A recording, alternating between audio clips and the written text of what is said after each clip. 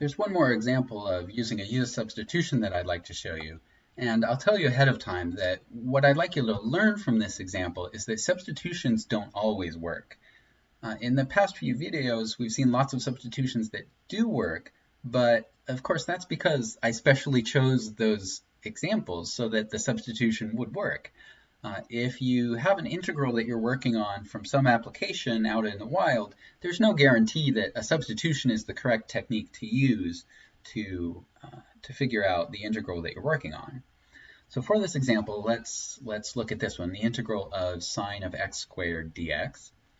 And there's no sort of obvious antiderivative to guess, so I guess we would go looking in our bag of tricks for techniques we might use.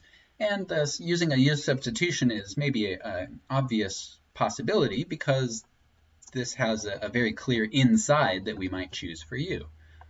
So let's see if u equals x squared does us any good. So du is going to be 2x dx. And rewriting this integral, we get integral of sine of u dx.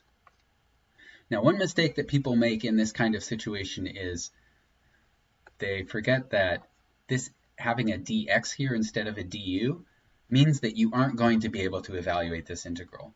It only makes sense to evaluate an integral when the variable in the differential matches the variable in the integrand, at least in a single variable calculus situation like this.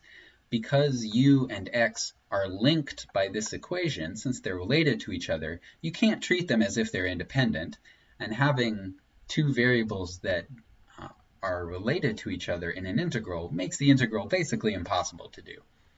So we need to convert this x in our differential into u's somehow. So one trick that we've used in the past is to rearrange this second substitution equation. So we can do that. We get 1 over 2x du equals dx. And we can use this to get rid of the dx in our integral. So we get the integral of sine of u times 1 over 2x du. And now we have a du all right. But look, there's still an x in this integral. So we still have a mix of variables that are related to each other. And so we still can't evaluate this integral. Now, I do sometimes see students pretend that they can evaluate this integral by moving this 1 over 2x outside of the integral like this, treating it as if it were a constant. But because u is x squared, x is not a constant. If you change u, x also changes. And so it's not okay to move the x outside of the integral like this. That's just invalid. So what can we do? I mean, we still have a mix of u's and x's. This is what it will look like if your substitution failed. So this substitution is not helping because we can't convert all of the x's into u's. There's always an x left over somewhere. So this u substitution trick is not working for this particular integral. So this was a bad idea. Well, not a bad idea, but it wasn't helpful because it didn't work.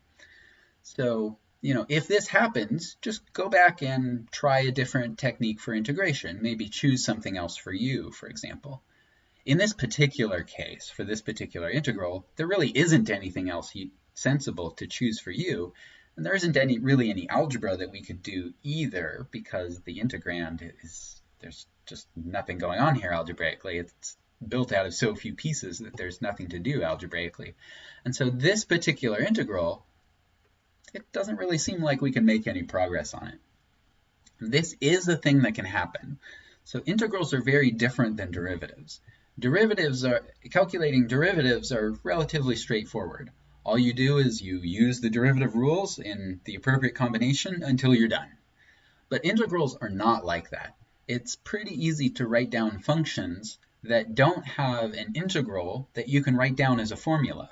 Now, as a theoretical matter, we know that because sine of x squared is a continuous function, it does have an antiderivative function out in abstract math land somewhere, but there isn't a formula that you can write down for it that's built out of the pieces that we usually use to write down formulas, like products and powers, exponents, roots, and trig functions and things.